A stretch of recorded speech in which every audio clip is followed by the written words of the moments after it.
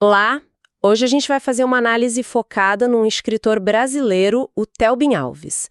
Vamos usar uns trechos de um material chamado Telbin Alves, Vida, Obra e Reflexões. A nossa ideia aqui é tentar sacar como a história de vida desse autor se mistura com o que ele escreve, sabe? Como isso vira, combustível para criar. E mais, como ele consegue navegar por assuntos tão diferentes e, vamos combinar, bem profundos. Porque, olha, a lista de temas é intrigante mesmo. O material que a gente tem diz que ele vai de espiritualidade, falando de umbanda, raízes afro-brasileiras, até discussões sobre inteligência artificial. E aí, no meio disso tudo, ainda fala de desigualdade social, saúde mental, autismo, os perrengues do dia a dia. É muita coisa, né? E umas combinações que, assim, chamam a atenção. Ok? Então, vamos mergulhar nisso aí. Para começar, o material aponta que o Telbin Alves vem de uma realidade simples. E é interessante que isso não é colocado como um peso, mas talvez como, sei lá, a base para construir o que chamam de um caminho sólido no universo literário. A persistência dele e um claro amor às palavras parecem ser bem importantes nisso. Fica a sensação de que a jornada pessoal dele é o ponto de partida, né? O essencial da voz dele. Sim, total. E o que me parece central aí é como essa origem não é só um cenário, ela é parte ativa da obra. O material usa essa expressão, transformou sua própria história de vida em inspiração. Isso sugere mais do que só usar a biografia, assim, como fundo. Parece um processo mesmo de pegar a experiência crua, as dificuldades, as vitórias, a visão de mundo moldada por essa realidade simples e transformar em motor para ficção, para reflexão. Essa ideia de pegar o pessoal e fazer ressoar no coletivo é muito forte na literatura, né? Conecta com temas universais, tipo resiliência, superação, essa busca por um lugar. A vivência dele pela escrita ganha essa força de tocar todo mundo. Faz sentido pensar assim.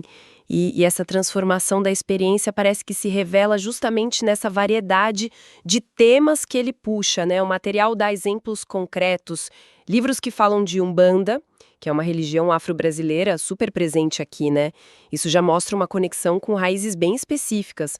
Mas logo depois, a gente vê saltos para coisas como inteligência artificial, o espectro autista e também romances que são classificados como dramáticos, reflexivos.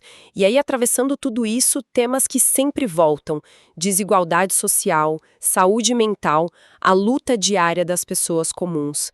É aqui que a coisa fica talvez mais complexa e mais interessante também, né? Essa amplitude toda. Não é todo dia que a gente vê um autor passeando aparentemente com a mesma, sei lá, facilidade entre espiritualidade ancestral e debate sobre tecnologia, ou entre dramas bem íntimos e a complexidade enorme do autismo e ainda mantendo um olhar crítico para a sociedade. O material até diz que ele consegue misturar nos textos sensibilidade, crítica social e, olha que curioso, esperança. Como é que esses elementos tão diferentes funcionam juntos? Se a gente tenta conectar os pontos, talvez essa diversidade não seja só uma lista de interesses, sabe? Talvez seja um espelho bem fiel da complexidade que a gente vive hoje. O mundo atual é isso aí, né? Avanço tecnológico rolando junto com busca espiritual profunda, mais consciência sobre saúde mental, mas a desigualdade firme e forte ali do lado. A obra do Alves, quando abraça tudo isso, parece que reflete essas tensões, as várias caras da experiência humana de agora. Não é fugir da realidade, é mergulhar nela.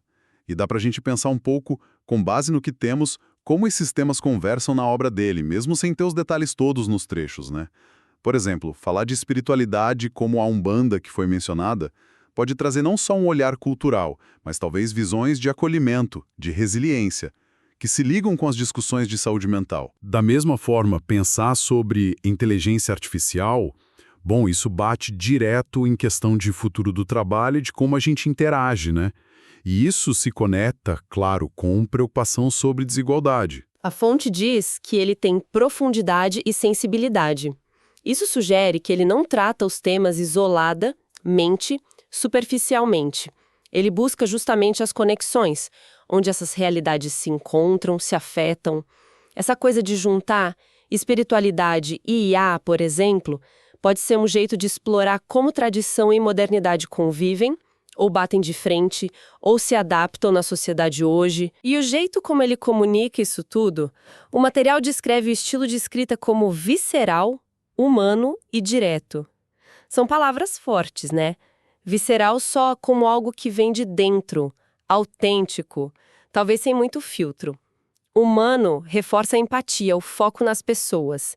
E direto, bom, direto é direto. Comunicação clara, sem rodeios. Estabelecendo uma relação de igual para igual com quem lê ou ouve. Tem uma imagem legal no material, que ele não está só contando história, mas construindo pontes entre experiências pessoais e coletivas. Parece quase um convite para uma conversa franca, sem hierarquia. Como será que esse estilo funciona na prática para falar de temas tão delicados? Olha, esse estilo aí tem consequências importantes.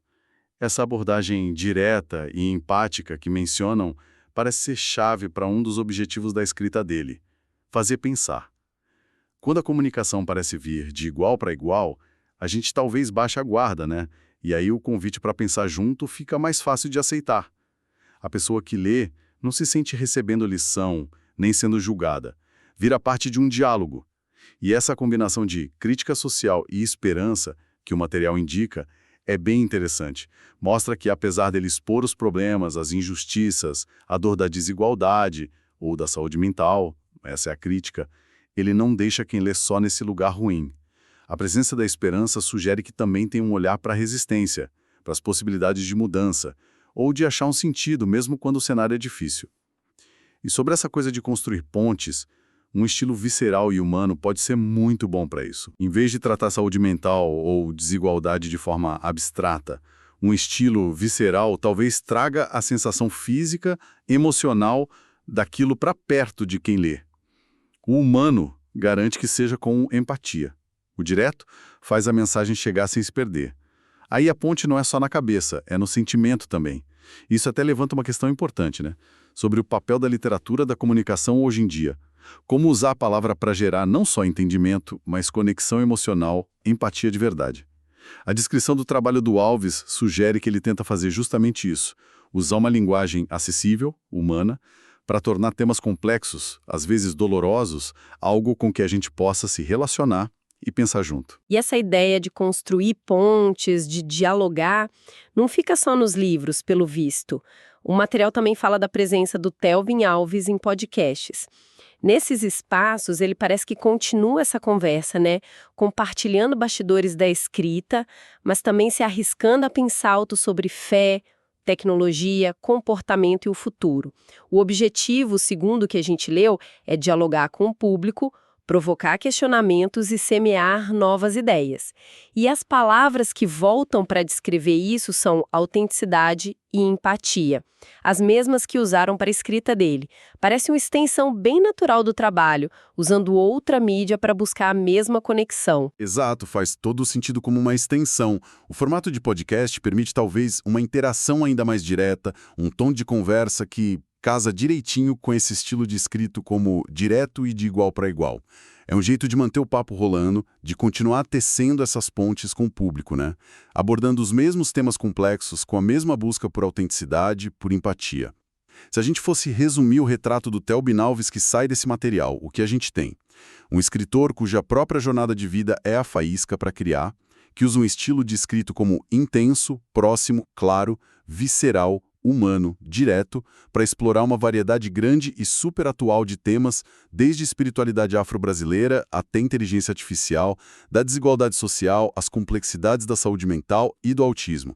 O coração do trabalho dele parece ser essa capacidade de conectar o individual ao coletivo, misturando um olhar crítico sobre a realidade com uma pitada de esperança. E ele faz isso de forma consistente, seja no papel ou no áudio de um podcast. Então, qual é a imagem geral que fica dessa análise? Olhando para esse perfil do Telvin Alves, com base no material que a gente viu, o que salta aos olhos é a figura de uma voz literária que parece fazer uma alquimia especial.